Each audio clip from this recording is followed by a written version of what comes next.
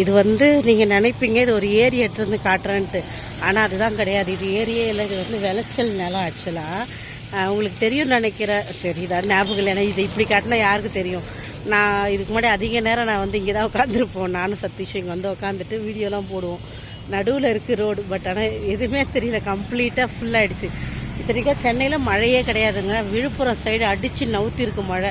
அந்த மழை இங்கே வந்ததுன்னா என்ன நடக்கும்னே தெரியல. இந்த மழைக்கு எப்படி இருக்குது பாருங்கள். இது ஃபுல்லாக விளைச்சல் நிலங்க, விவசாயம் பண்ணுற இடம். எவ்வளோ தண்ணி நிற்கிது பாருங்கள். பக்கத்தில் ஒரு ஏரி ஒன்று இருக்குது, ஏரி ஏரி தான் நினைக்கிறேன் அது பேர், இல்லை ஆறாம் தெரியல. நான் உங்களுக்கு அதையும் வீடியோவில் காட்டுறேன். ஃபுல்லாகிடுச்சு தண்ணி, அதில் நிறைஞ்சி தண்ணி இதில் வந்து இங்கே பாருங்கள். அங்கே ஒரு சைடில் தண்ணி இறங்கிட்டு இருக்கு, லெஃப்ட் சைடில் தெரியுதா, தண்ணி ஃபுல்லாக ஓடிட்டுருக்கு. அவ்வளோ ஒரு தண்ணிங்க. இருங்க அதையே நான் உங்களுக்கு காட்டுறேன் பாருங்கள், வாங்க. அப்படியே நடந்து போகிறேன், எங்கே உங்களுக்கு வீடியோவில் காட்டுறேன் பாருங்கள். எங்கே போயிட்டுருக்கு பாருங்கள், தெரியுதா தண்ணி எப்படி போயிட்டுருக்கு பாருங்கள் இந்த சைடில். ஆனால் தண்ணி இதுலேருந்து தண்ணி வேகமாக போனால் கூட, பட் இருந்தாலும் வந்து எப்படி சொல்கிறதுன்னா எல்லா பக்கம் நிறைஞ்சிடுச்சு தண்ணி ஃபுல்லாக. அதனால் மீன் பிடிக்கிறவங்களும் அவ்வளோ பேர் மீன் பிடிச்சிட்ருக்காங்க இந்த தண்ணியில்.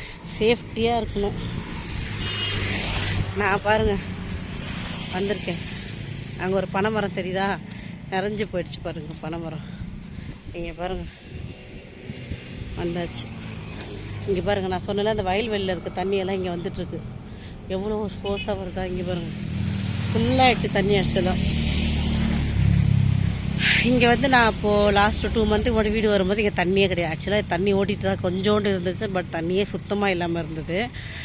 ரொம்ப அடிமட்டமாக கால் நனைகிற பாத நனைகிற அளவுக்கு தான் இருந்திருக்கும் இல்லையா. ஆனால் இப்போ பாருங்கள் தண்ணியோட வேகத்தை பார்த்தீங்கன்னா, இதில் உட்காந்து நிறைய பேர் மீன் பிடிக்கிறாங்க. அந்த சைடில், இந்த சைடில் உட்கார முடியாது, சுற்றி காடு மாதிரி இருக்கா தெரியுதுங்களா. அதனால் அந்த சைடு உட்காந்து மீன் பிடிச்சிட்ருக்காங்க. இதோ அந்த சைடு இந்த பாருங்கள், இந்த பக்கத்தில் அந்த பக்கம் நடுவில் பாலம், அந்த சைடு பிடிச்சிட்ருக்காங்க. யாரோ ஒருத்தர் உட்காந்துருக்காரா, அவரே தான் தெரியுதுல்ல யாருன்னு, அவர் தான். என்ன எதுக்கு வீடியோ எடுக்கன்னு திட்டுவாங்க அப்பப்போ. இங்கே பாருங்கள்,